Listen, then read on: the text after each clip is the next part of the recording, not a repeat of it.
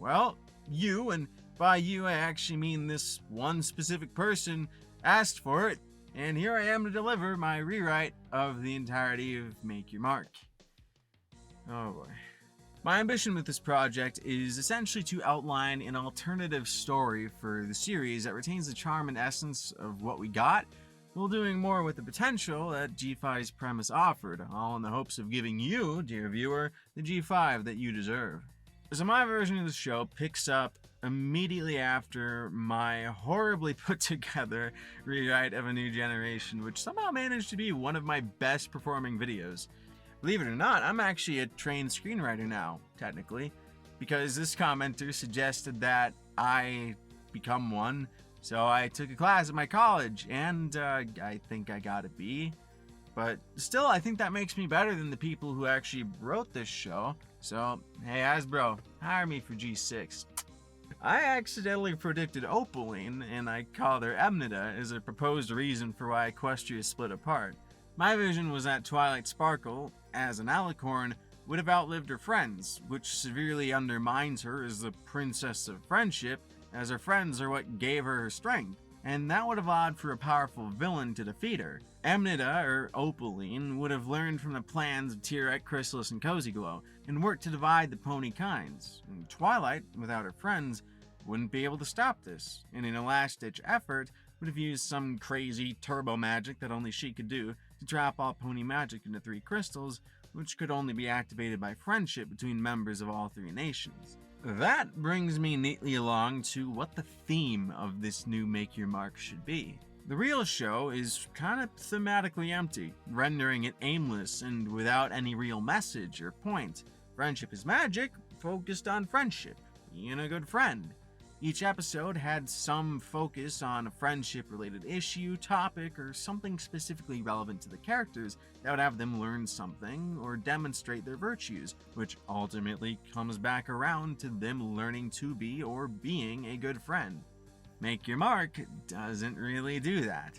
It tries to have some kind of forward progression with the Opaline plot, but it also dithers around with being episodic. Therefore, it struggles to have a compelling overarching storyline, as it's bogged down by irrelevant filler episodes, and it also struggles to tell interesting episodic stories because it won't commit to telling just them. I could make a full video just talking about the ways that each episode fails to properly utilize its characters, but Quantum Hippologist already did that for me, so you should definitely go watch his video. The turn My Little Pony took with Make Your Mark just really annoys me because as a TV show, it feels regressive. I hate the notion that kids' TV doesn't need to be sophisticated or substantial, that all they need is something bright and colorful to distract them. Especially for little girls, because shows geared for them are often looked down upon even more. Hence why Bronies got so much shit, while Transformers got mediocre Michael Bay movies. I'd really like to see him make a movie based on the Transformer My Little Pony crossovers. That would be freaking sweet. But the mark of a good kids show is that adults can like and engage with them too, because true thought was put into them. Shows like Avatar, Clone Wars, Carmen Sandiego, Rapunzel's Tangled Adventure, even though it has a stupid name. Even stuff for really young kids like Wild Kratts, Phineas and Ferb, Happy Tree Friends, Martha Speaks, and Word Girl. Kids of all ages deserve quality entertainment because it's good for them, mentally and emotionally. And adults deserve to be able to sit down with their kids and enjoy age-appropriate shows with them, or enjoy something wholesome as an escape from thinking about the darker aspects of life. The theme of my Make Your Mark will be coming together. Where Friendship is Magic was about the relationships between friends, Make Your Mark will be about community. To be honest, I really don't think there's too much of a functional difference between these two themes, because the things that bring communities together aren't that different from what brings friends together, and I think that's a good thing. It won't be that much of a step away from Friendship is Magic's formula, therefore it will feel like a logical next step for the franchise and like a proper evolution of G4's Equestria. But the focus on community will fit the adventure story I want Make Your Mark to tell, as with each new location, the main 5 can tackle a new community issue. Each episode's story should have some kind of relevance to the idea of creating a healthy community, focus on one of the characters' development as they learn to be better friends and community members, or be about uncovering the mystery of what happened to Divide Equestria, which again comes back around to community. And that doesn't have to be the story of Emnida or Opaline and Twilight's defeat, but also in the way that Emnida caused the strife that destroyed individual communities and corners of Equestria. One of the best things about G5 is Misty, and the way that Opaline abuses her. Even though that's kind of grim to say, but if you go back and watch New Generation, you'll notice that there are a lot of shots and scenes where they focus on kids, pointing out how the words and actions of adults around them get noticed and affect them. My Sprout is an example of a character who was abused by his mother and stood up to her in the end because he remembered Argyle, Sunny, and how they helped Hitch. Misty is a character who never did have anyone like Argyle, Sunny, or Hitch in her life. She's been isolated from everyone except Opaline. So she's far more deeply entrenched in Opaline's way of thinking. However, just like in the show, Opaline is abusive, but the main five treat her with nothing but kindness. One of the unfortunate truths of the world is that hurt people go on to hurt other people, and it's a vicious cycle that can only be broken by meeting hostility with kindness rather than retribution, and Friendship is Magic made that point very well. Misty gives us an opportunity to show that process from the very beginning, where she's a full-on villain and antagonist, albeit a bumbling and lovable one, who's fully devoted to Opaline's plan to destroy Equestria and rule over the Ashes. She should also be depressed and self-loathing and show all the signs of someone who's mentally abused.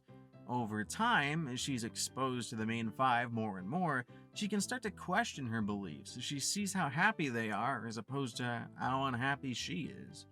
And that brings us along to our first ever scene in our new Make Your Mark, as suggested by Mackenzie Hardill 2733.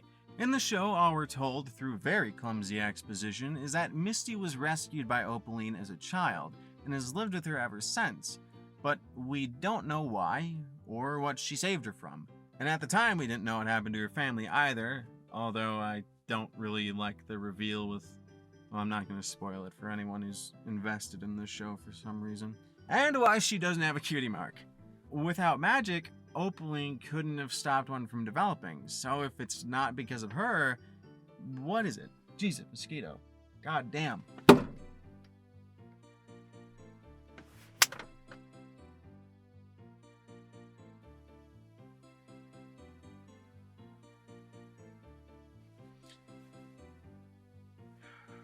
Using the setup suggested by Mackenzie, I'm going to try my best to fill in those gaps and answer some of those questions as an introduction to the characters. Mackenzie says that Opaline should find Misty while searching ruins for unicorn artifacts, and I think that Opaline being an explorer like Sunny is a really interesting idea.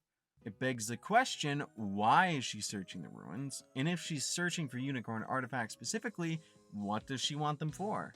She also said that Misty should have lost her memory because of something like a curse, and maybe even a natural disaster involving some kind of supernatural mist.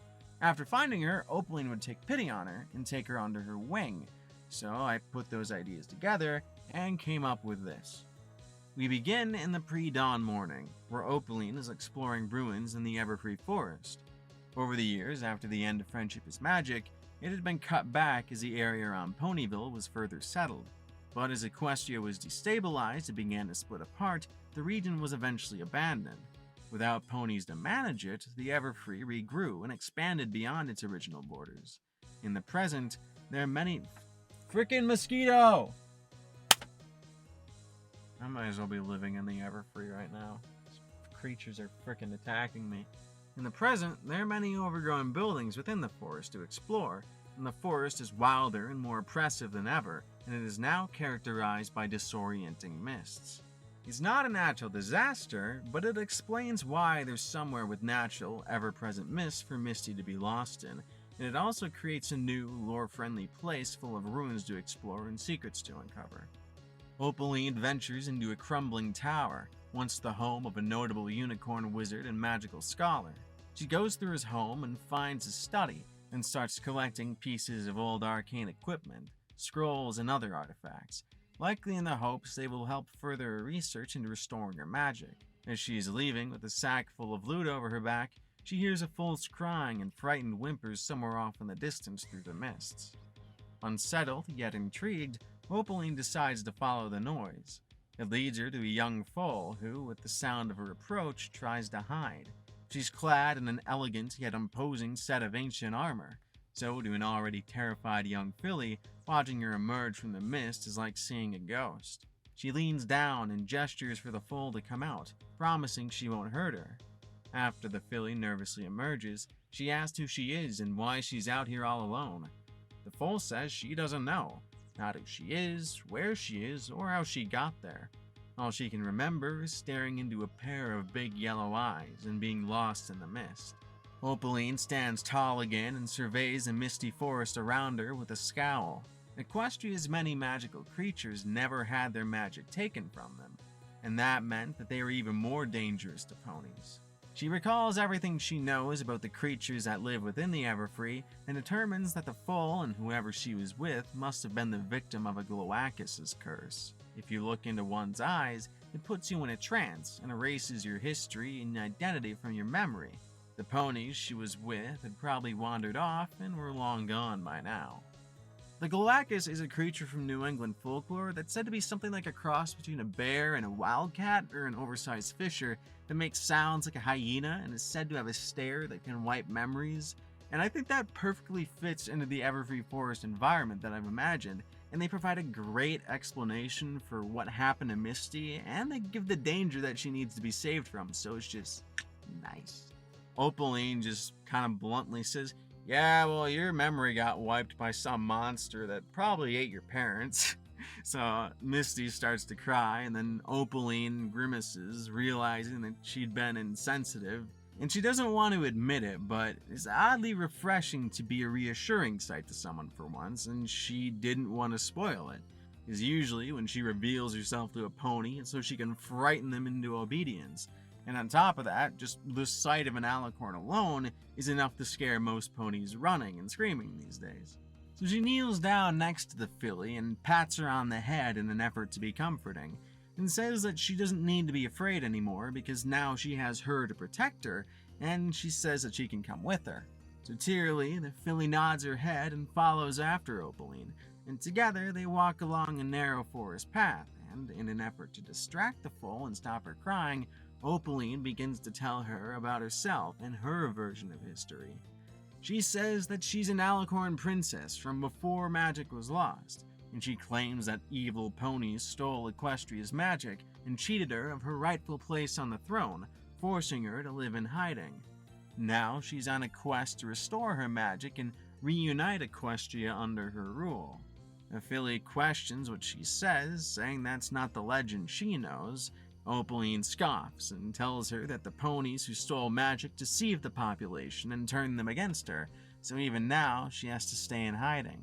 She also explains that anyone who resists the return of their rightful princess deserves to be forced into submission, and says that she needs to learn to toughen up and accept that some things just have to be done.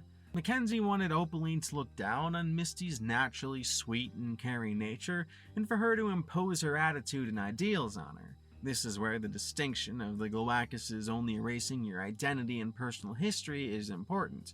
Even though she isn't aware of it, she still remembers everything her parents imparted to her as a child.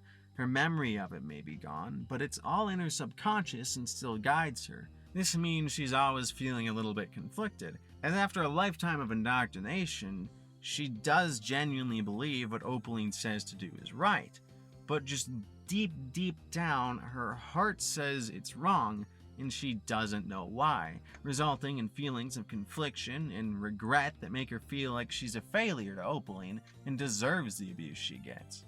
Mackenzie also said that in saving Misty, Opaline should be forced to choose her over the loot she collected while exploring, and I think that's a great touch. It makes her more than just a cartoonish evil stepmother type character, and adds a bit of humanity to her. Their conversation is interrupted by a rustling from somewhere deep in the mist. They pause and listen closely, peering into the mist around them. Then an eerie, cackling laugh reaches their ears, and it's the Gloakis coming to finish what they started. Opaline pulls the filly close under her wing and warns her not to look it in the eye. She prepares to fight it off, but then more of the eerie chuckles and cackles begin to sound off around them. She realizes that they're way too outnumbered, and the only way to survive is to run. But there's no way that the foal, small and weak from her ordeal, will be able to outrun them. That leaves her with a choice: to abandon the foal and get away with her precious finds in the tower, or to drop the bag and escape with the foal on her back.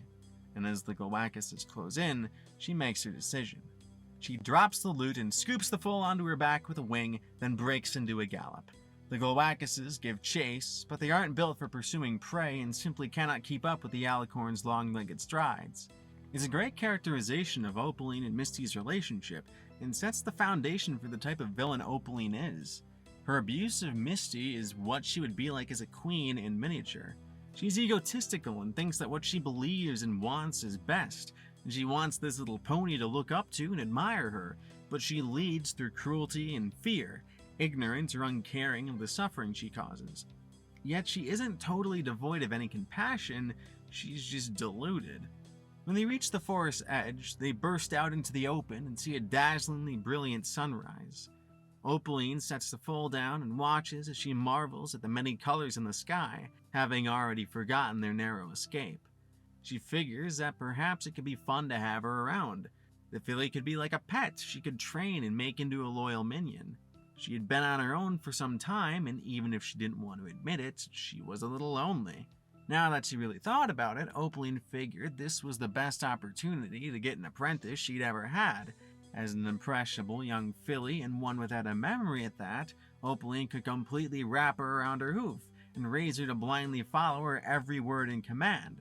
And since she would view Opaline as her savior as well as her mentor, her loyalty would be unflinching. But this filly would need a name. She watched her and rubbed her chin as she thought, and quickly it came to her: Misty Bright Dawn. Truly, Opaline is a paragon of creativity. And with that, it's time to end. A special thanks to Mackenzie and all the other commenters I mentioned. This prompt was a lot of fun to play around with, and if anyone else out there has ideas they want to see explored like that, comment them down below. Thank you all for watching, like if you enjoyed, subscribe if you like my other stuff as well, and I hope to see you next time. Goodbye.